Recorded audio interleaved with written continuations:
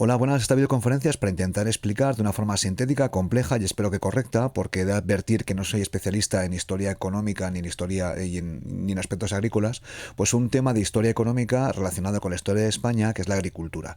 Esto es un tema importantísimo, no tiene el glamour de, de los temas de historia política, pero ciertamente es importantísimo para entender la evolución histórica española durante el siglo XIX. Voy a explicar, como pone aquí la presentación, más o menos la agricultura española durante el siglo XIX y principios del XX. La videoconferencia va a tener más o menos cuatro partes. En primer lugar, hablaré pues, de algunas claves de la agricultura española, claves estructurales que explican bastante por qué pasó lo que pasó. Luego de mejoras que tienen lugar en el ámbito agrícola. Después hablaré de dinámicas históricas, muy poquitas, y cómo influyen en la agricultura. Y cómo la agricultura influye en las dinámicas históricas. Y luego finalmente voy a hacer un poco de hablar de historiografía, de modelos explicativos sobre la agricultura española y de algunas consecuencias sociales. Bueno, a ver si lo hago correctamente, porque he de advertir que no he trabajado nunca en el campo y quizás alguna cosa de las que diga pues no tiene tenga algún error derivado de que no tengo experiencia agrícola. A partir de aquí, algunas claves de la agricultura española. Sin esto es complicado entenderla. En primer lugar, cuando hablamos de España, tenemos que hablar de la península ibérica, que es un territorio en general muy poco adecuado para el cultivo. En general, en el siglo XVIII, pues la ganadería, pues el tema de la mesta, las ovejas churras y merinas, eran importantísimos en Castilla porque es un territorio que tiene en general una altura media importantísima, es el tema de la meseta, y luego la calidad de la tierra en muchas partes del territorio español es bastante baja. Esto es una teoría, es un principio general, porque algunas zonas sí que son fértiles. Podemos destacar los valles del Ebro, los valles del Guadalquivir, la costa valenciana, también en Cataluña. Hay excepciones, pero muchas partes del territorio español pues son muy complejos de cultivar y la productividad que nace, la productividad agrícola en esas zonas es bastante baja. Bueno, aún así, se ha hablado muy mal de la agricultura española, pero tenemos que remarcar que durante el siglo XIX aumentan tanto la producción, la cantidad producida y la productividad. Los agricultores no son tontos ni mucho menos, trabajan mucho e intentan mejorar la productividad de la tierra. Eso significa que obtienen más producción y aprovechan más el terreno que cultivan. Los dos cambios, el aumento en producción hace que haya más alimentos, más producto agrícola, el aumento de la productividad hace que también haya más producción y en cualquier caso hay una bajada de precio. Los precios de los productos agrícolas, tanto del trigo como del aceite como del vino, bajan. No obstante, aquí hay que poner un pero, como pone aquí la presentación, el rendimiento medio continuó siendo bajo en comparación con otros países. Es decir, se mejoró la producción y la productividad, pero en comparación con otros países, sobre todo el norte de Europa, la productividad española seguía siendo muy baja. Bueno, he hablado ya de que había problemas de altitud, problemas con el clima, había problemas con el suelo en algunas regiones. Tengo que remarcar que en los valles del Ebro y del Guadalquivir, pues el suelo era bastante bueno, pero durante este proceso ahí se acaba definitivamente con lo que se llama el policultivo de subsistencia. En algunas zonas, las más pobres, pues los agricultores cultivaban un poco de todo, esto es el policultivo, básicamente para comer ellos. La idea es la producción que sacaban no iba destinada al mercado, no iba destinada a obtener dinero, sino que era básicamente para subsistir. Este fenómeno, que es muy típico pues, de la Edad Moderna, de la Edad Media, se acaba definitivamente. Y luego el barbecho, que era una práctica muy típica del mundo medieval, en el cual se dejaba descansar algunas tierras, pues se abandona en muchas regiones. El barbecho es una técnica que tiene sentido en la Edad Media, pero era muy poco efectiva. Se perdía casi un 33% de la tierra cultivable, con lo cual se va abandonando. En otras regiones, como Castilla y Aragón, en algunas se sigue manteniendo porque la calidad de la tierra era tan mala, pero al mismo tiempo tenían tanta cantidad de tierras que aún así merecía la pena. Bueno, y luego, en algunas zonas también pues, se puede observar un fenómeno de especialización regional. Es decir, en algunas zonas se van especializando en algunos productos, con lo cual lo hacen mejor, tienen más productividad y tienen más producción. Por ejemplo, en la zona de la Comunidad Valenciana actual, pues trabaja mucho el arroz, sobre todo en la zona de Albufera. A final del siglo, pues trabaja mucho en los cítricos, la agricultura de huerta, porque es una zona donde el regadío era bastante fácil desde época árabe y medieval, pues hace que sea una agricultura muy potente. En Castilla trabajan sobre todo el trigo, la ganadería pues que tenía mucha importancia en el siglo XVIII, disminuye y el trigo en Castilla se convierte en el producto más importante. En Andalucía el aceite y el vino y la uva en muchos territorios, por ejemplo pues en Aragón, en Cataluña. Y bueno, las mejoras técnicas fueron constantes y continuas. Esto es importante para remarcar que la gente que trabajaba en el campo no eran estúpidos, no eran idiotas, sino que hacían lo que mejor consideraban para obtener más beneficio. Esto es una tabla que podría parecer un examen de selectividad de acceso, que es una tabla comparativa con la productividad de la Tierra. La fecha clave es 1910 y aquí habla de la productividad. Espero hacerlo correctamente. Los quintales métricos por hectárea. Se puede ver que Bélgica, Dinamarca, pues tiene Países Bajos, tiene una productividad altísima y luego España está en la parte inferior. Una productividad pues como Italia, como Rusia y tiene que ver no porque fueran especialmente estúpidos, sino por el tema de la tierra. Era complicadísimo, la altura media en España era muy importante. En Italia la gente no lo suele saber, pero también en Italia la parte central es muy montañosa, con lo cual la productividad agrícola era bastante baja. Aún así, aumentó la producción y aún así, pues los precios del trigo y de otros productos agrícolas bajaron. Vale, hablemos un poco ahora de las mejoras que tienen lugar. Esto tiene lugar tanto en España como en otros países del mundo. No son especialmente... España no es un país raro. En primer lugar, hay mejoras en la preparación de los campos. Aquí hay un agricultor vasco, creo que es vasco, si no me equivoco. Esto es un arado pues, del siglo XIX. Pues es un arado ciertamente mejor que en el mundo medieval. Los arneses de los animales ya están bien colocados para conseguir la máxima efectividad a la hora de airear la tierra. Cuando se ara la tierra, espero no decir ninguna burrada, se levanta, permite que pase el aire y eso permite que haya más producción y productividad. Luego después se seleccionan las semillas para mejorar los cultivos. Esto lo hacen en todas las culturas básicamente desde la prehistoria. Las semillas que se utilizan son mejores que con anterioridad y se obtienen mayores rendimientos. Luego después, en España, esto no es un fenómeno típico del siglo XIX, si ya que en el siglo XVIII ya existía, pues se incorporan definitivamente nuevos productos como eran la patata y el maíz. La dieta española pues mejora bastante. Esto es un cuadro de Van Gogh que me hace... Está en Ámsterdam, en el Museo de Van Gogh de Ámsterdam, donde se llama comedores de patatas, porque las patatas es un alimento que tiene mucha productividad, es muy nutritivo y era muy típico de las clases medias o bajas. Luego después las clases medias o bajas pues lo condimentan, patatas a lo pobre, lo condimentan de diversas maneras, pero la patata era el alimento de las clases bajas. También el maíz que se cultiva aquí, si no me equivoco, hace falta humedad para que crezca. En la zona del norte de España, como el País Vasco, Galicia, Cantabria, se cultiva mucho. Y bueno, estos nuevos productos pues permiten que la gente coma mejor, la dieta mejora. Luego después el tema de los abonos. Normalmente el abono se utiliza para la fertilidad de la tierra. En la Edad Media y Edad Moderna se utilizaban abonos de origen animal, pues por ejemplo las vacas. No soy un experto, repito, pero bueno, se ve que el abono humano, el estiércol, pues las heces humanas no son muy buenas porque son ácidas. Hablo un poco de memoria, pero bueno, durante el siglo XIX pues aparecen nuevos tipos de abono que mejoran la productividad. Uno de ellos es muy curioso, que es el guano del Perú, que pues nace de los pájaros que pues defecan en el Perú. Este guano del Perú era extremadamente fértil y se utiliza y se importa de América Latina. Luego después se importa el nitrato de Chile y luego después a principios del siglo XX pues comienzan a utilizarse abonos químicos. Aquí la idea era mejorar la fertilidad de la tierra, pues aportando nitratos que permitían pues eliminar el desgaste que sufre cuando se cultiva. Y luego después el sistema de rotación de cultivos también mejora. Esto es un clásico del siglo XVIII. Aquí aparece en cualquier libro de texto. Pues el método tradicional era dividir la tierra en tres partes. En una se cultivaba trigo, en otra cebada, guisantes, otros productos, ¿no? Y como la tierra estaba bastante agotada, pues el tercer año se dejaba pues a un tercio de la tierra descansar. Este es un sistema de rotación de cultivos que es más o menos eficiente si tienes muchas tierras y bueno, pues una la puedes dejar descansando. Aquí las tierras de barbecho normalmente se dejaban a los animales para que defecaran o pastaran, ¿no? Y la abonaran de nuevo. Pero con este sistema del barbecho, más o menos sofisticado, pues se puede ver aquí fácilmente, un 33% de la tierra. Se utilizaba un 33% menos. Esto se cambia en el siglo XVIII en algunos países y siglo XIX. Esto se conoce en el Reino Unido como el sistema Norfolk, pero bueno, el término técnico y correcto es un sistema de rotación cuatrienal. Aquí está el ejemplo que se pone, pues se cultiva trébol, hierba, cebada, nabos u otros cultivos que regeneran la tierra y luego trigo. Estos nabos la gente no los comía, pero se los daban a los animales, igual que el trébol, la hierba o los forrajes, con lo cual podían tener más producción agrícola agrícola y luego después pues alimentar más animales. Esto es un sistema en el cual se aprovecha al 100%.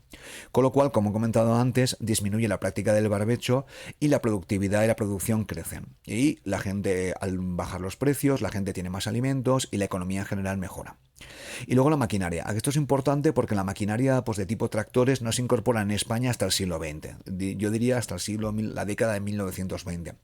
La gente las tierras se solían trabajar a manos y el elemento pues, más tecnológico que se utilizaba para trabajar las tierras eran los animales con un arnés bien puesto. Pero bueno, se puede decir que a principios del siglo XX empiezan a aparecer las primeras máquinas importadas del Reino Unido y de Estados Unidos. Bueno, he hablado de las características básicas de la agricultura española. He hablado de las mejoras técnicas y productivas que se utilizan en el siglo XIX. Y he remarcado que aumenta la producción y aumenta la productividad, aunque en comparación con otros países del mundo, pues no demasiado. Y luego voy a hablar de las dinámicas históricas. Entonces, si alguien ha estudiado un poquito la historia de España, habrá aparecido el término desamortización, que es la expropiación sin indemnización de los bienes de la Iglesia Católica. La desamortización, la excusa para hacerla, o la justificación, aparte de otras, es que las tierras se vivificarían, dejarían de estar muertas. Desamortización viene de dejar de estar muertos, de resucitar. Pero bueno, aunque la excusa fue desamortizarlas, la idea era aumentar la productividad agrícola, no parece que afectara a la productividad, al menos a corto plazo, a la producción. Así que simplemente las tierras cambiaron de dueños. Otros efectos sí que tienen mucho más impacto. El más importante es el ferrocarril, que se financia en cierta forma con los fondos de la desamortización de Madoz en 1855, y entonces poco a poco, en la década de 1860, pues se van construyendo vías férreas. Una vez se construyen las vías férreas, esto tiene un efecto increíble, espectacular en el mercado del trigo. ¿Por qué? Porque antes, para que una ciudad del Levante, por ejemplo Valencia, importara trigo, pues había que llevar miles y miles de mulas, que era costosísimo, y el precio en Castilla del trigo era muy bajo, y en Valencia, por ejemplo, que está en el Levante, era muy alto. Había una diferencia de precios. Una vez se construyen las vías del ferrocarril, eso unifica los precios. El término técnico es la creación de un mercado nacional. Entonces, con este sistema, con el ferrocarril, el precio en Castilla subió porque se exportaba trigo a Valencia o, por ejemplo, a Cataluña, y el precio del trigo en Valencia bajó porque era importado desde Castilla. Esto hizo que pues los agricultores obtuvieran más beneficios y el trigo en Cataluña y en Valencia estuviera más barato. Esta unificación del mercado nacional, he puesto Cataluña y Valencia, pero se puede aplicar a todas partes de España, tiene un impacto importantísimo porque le da un empuje importante a la producción agrícola. Luego después algún evento más curioso. Uno es la guerra de Crimea, que es una guerra que tiene lugar, se estudia muy poco en España, pero fue una guerra bastante importante, que tuvo lugar entre el Imperio Ruso y Francia y el Reino Unido. Aquí aparece la famosa enfermera Florence Nightingale. A nosotros nos interesa porque la guerra de Crimea impidió exportar trigo ucraniano. Ucrania pertenecía al Imperio Ruso, a Europa. El trigo ucraniano era el más barato y el mejor de Europa, con lo cual, al no haber trigo ucraniano, los agricultores castellanos tuvieron la oportunidad de exportar trigo a Francia y a otros países por primera vez. La guerra de Crimea fue un desastre como guerra, pero favoreció al agricultor castellano. Y luego otro evento histórico que tuvo bastante importancia es la aparición de una plaga, de un bichito, no controlo mucho, creo que es una bacteria que se llama la filoxera, que apareció en Francia y destrozó la producción de uva y de vino y de cava en Francia. Claro, la producción de Francia fue muy perjudicada por la filoxera y eso favoreció pues a la producción de uva y de vino en España. Tenemos una imagen de la filoxera, lo he cogido de internet, espero que sea correcta. Aquí se puede ver como la hoja de la parra de la vid pues está muriendo. Esto permitió pues a la producción de vino y de uva española pues crecer bastante. Y bueno, he hablado del mercado nacional. Se unifica el mercado nacional, hay una bajada del precio del trigo. Claro, al bajar el precio del trigo, esto tiene un efecto en la economía que se expande a todo, porque la gente gastaba menos en la alimentación primaria, que es sobre todo el trigo y el pan, y eso proporciona muchas oportunidades de inversión en otros ámbitos, por ejemplo en la industria, pero también en agricultura. Permitió la extensión del regadío, el cultivo de productos rentables y exportables. Por ejemplo, en Valencia, claro, había que producir trigo trigo, aunque el trigo no se produjera mucho, o arroz, porque era muy caro. Al bajar de precio, pues pueden especializarse en el producto que hacen bien, que son los cítricos y el arroz. Y luego en algunas zonas aparece una agricultura dinámica, rentable y exportadora, y hay una mejora de la dieta alimentaria. Esto siempre en términos generales, y esto tiene lugar a partir de la creación del tendido del ferrocarril y de la mejora de la agricultura durante el siglo XIX. Esto es una imagen de época, el ponche español, pues los productos que se producen. La agricultura española, aunque no es la mejor de Europa ni mucho menos, sí que es cierto que crece en productividad, es dinámica en algunas regiones y en algunas cosas sí que se mejora. Luego llegamos a una década, que es una década que se estudia en historia económica, que es la década de 1870. Entonces, aquí hay un problema que es una crisis de éxito, de sobreproducción. ¿Por qué? Porque el trigo, hay un aumento, hay una mejora en productividad y en producción. Y claro, al haber superproducción, esto está bien para la población en general, porque tienen un trigo muy barato, pero estará mal para los agricultores y para la gente que produce alimentos. Entonces, claro, la idea es que esta crisis de sobreproducción, de superproducción, está mal puesto, es sobreproducción, pues perjudicó algunas producciones agrícolas que lo que hicieron fue especializarse. Pues por ejemplo en otros productos, por ejemplo en la uva, por ejemplo en el aceite, por ejemplo en el famoso vino sherry exportado al Reino Unido. La agricultura española, esto fue una crisis, más o menos se adaptó razonablemente bien. Luego también se mejoró la tecnología del aceite de oliva y luego hay un evento que he explicado antes, que la filoxera finalmente llegó a España. Si no me equivoco, llegó en la década de 1880 o 1890, con lo cual la producción de vino sí que se perjudicó. Bueno, entonces, esta crisis de sobreproducción obligó a algunas regiones de España, bueno, a todas, a especializarse. Entonces, apareció un invento que es la tecnología frigorífica que aparece, y esto permite que una región en la que vivo yo, que es Valencia, que produce cítricos, de repente se convierte en una región puntera a nivel de exportaciones agrícolas, porque los cítricos, que es un producto muy muy apreciado, solamente se producía en la región de Valencia. Con la tecnología frigorífica, pues esto permitía exportarla. Antes con los cítricos, pues con naranjas y limones se podrían hacer mermeladas, pero exportarlo a otras partes de Europa no era posible. Pero a partir de la tecnología frigorífica, que permite también la exportación de carne de otras regiones, pues se permite exportar. Y claro, también he puesto aquí que, bueno, aunque he hablado que hubo una crisis de sobreproducción, se habla de que la agricultura española, en cierta forma, se adaptó más o menos mejor que en otros países. Y luego, claro, las exportaciones en Valencia fueron provechosas, permitieron ganar dinero, ese dinero o ese capital luego se invirtió en la región. Entonces se puede hablar que a finales del siglo XIX y principios del XX, en algunas zonas de España la agricultura era dinámica, exportadora y ciertamente bastante vital. Entonces, una imagen valenciana, ¿no? Pues eso, la exportación de cítricos, se puede observar que todavía no había maquinaria, trabajaban muchísimas mujeres. Esto es una actividad que todavía en Valencia tiene mucha fuerza. Y esto es una actividad de exportación andaluza. Aquí he puesto un actor o cantante que es Bertín Osborne. Osborne proviene de una familia británica, o los Osborne, porque en la agricultura andaluza pues se produce un vino de extraordinaria calidad que se exporta al Reino Unido, donde se hace muy popular, el famoso sherry. Y bueno, esto es la cultura del vino del sur de Andalucía. Bueno, a partir de aquí he hablado de lo que pasa. Entonces aquí la idea es hasta qué punto la agricultura española supuso una chispa, supuso responde al modelo de take-off o despegue. Esto lo hizo un economista americano de los años 60. El despegue de la agricultura, de la economía española, viene a través de la agricultura. Entonces, este modelo del take-off es interesante y se aplica a muchos países. Hay una mejora agrícola, hay un aumento de beneficios, se acumula capital, luego se invierte en industria y tecnología y luego hay mejoras técnicas. Bueno, en cierta forma sí, pero tampoco no. Hemos hablado que la agricultura española, en cierta forma, puede ser dinámica en algunas regiones, mejora ciertamente, pero la inversión en industria y tecnología finalmente no tuvo demasiado lugar.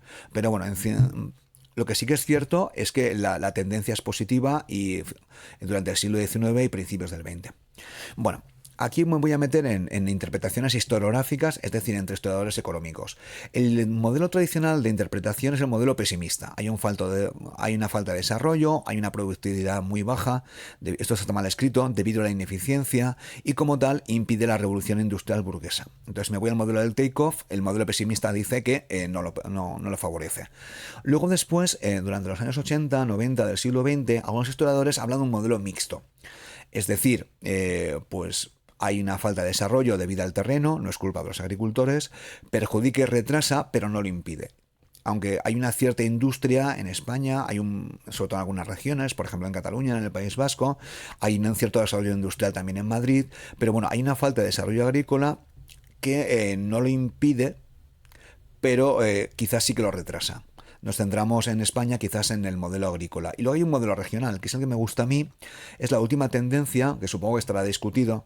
Luego pondré un textito de Ramón Garrabou que habla que en algunas de las regiones no solamente no es que es un modelo mixto, sino que en algunas regiones la agricultura es muy dinámica.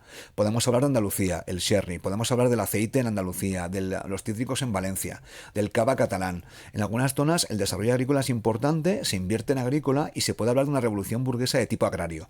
Es un camino diferenciado de acceso a la modernidad que, por ejemplo, tiene lugar en Valencia. Esto es un textito que lo podrían poner en un examen de selectividad de Ramón Garrabou, que es un experto en agrícola, donde se puede ver claramente, si tenéis tiempo lo leéis, que bueno, se pasa, habla de una extraordinaria agilidad para pasar de un cultivo a otro, aprovechan nuevas oportunidades, pues se adaptan a la demanda exterior. Entonces, Ramón Garrabou, en mi opinión, pues sigue claramente el modelo pues regional y es bastante optimista sobre algunas regiones. Bueno, ahora voy a hacer un apartadito final que es sobre la propiedad de la tierra y voy a hablar de consecuencias que tendrá pues este modelo de desarrollo agrícola en el siglo XIX español. Entonces, va a ser muy cortito, pero bueno, hay que tener en cuenta que en el territorio español, lo que es el Estado español del siglo XIX, había algunas zonas donde había latifundios, extensiones de tierra muy grandes, propiedad de una persona, y en otras había minifundios. Es el caso de Galicia. Minifundios había en Galicia, latifundios en Extremadura y Andalucía. Estos latifundios y minifundios se considera que son modelos de explotación, modelos de propiedad bastante poco ineficientes. El latifundio, porque al ser tan grande, pues no se aprovecha bien del todo, y el minifundio, porque al ser tan pequeño, pues no da para vivir a una persona o una familia. Luego además, como ya expliqué anteriormente, hay un crecimiento de la población importantísimo, sobre todo a final del siglo XIX y principios del XX. Es decir, hay muchísima gente joven, con lo cual los salarios bajan, y hay un desarrollo agrícola que se puede definir como mixto o regional, pero bueno, el desarrollo agrícola ya hemos visto que en comparación con otros países, pues no es del todo. Con lo cual, la gente joven, que había muchísima en el siglo XIX y siglo XX, no tenía oportunidades. Y aquí hay dos soluciones. Una, la migración a las ciudades de la costa española, que es una posibilidad, la inmigración a Argentina, a Uruguay, en el caso del País Vasco, pues a Venezuela o a Colombia o a otros países. O también la gente que se queda, esa población joven, hay un fenómeno de politización intensa. Entonces ahí están los jornaleros, que era gente que no tenían propiedad de la tierra. Esta imagen es del siglo XX, no es del siglo XIX. Pero bueno, estos jornaleros que no tenían propiedad de la tierra, tenían hambre de tierras, querían tierras propias, pero trabajaban para otro. Los jornaleros cobraban poquísimo. Sus condiciones de vida eran muy miserables. Entonces, esta gente se convierte en socialista o anarquista. Esta politización del campo español durante el siglo XIX y principios del XX luego tendrá repercusiones importantísimas en la guerra civil. Pero bueno, esto es una historia que será contada en otra ocasión. Bueno, si has llegado hasta aquí, muchas gracias por aguantar el rollo y hasta aquí hemos llegado.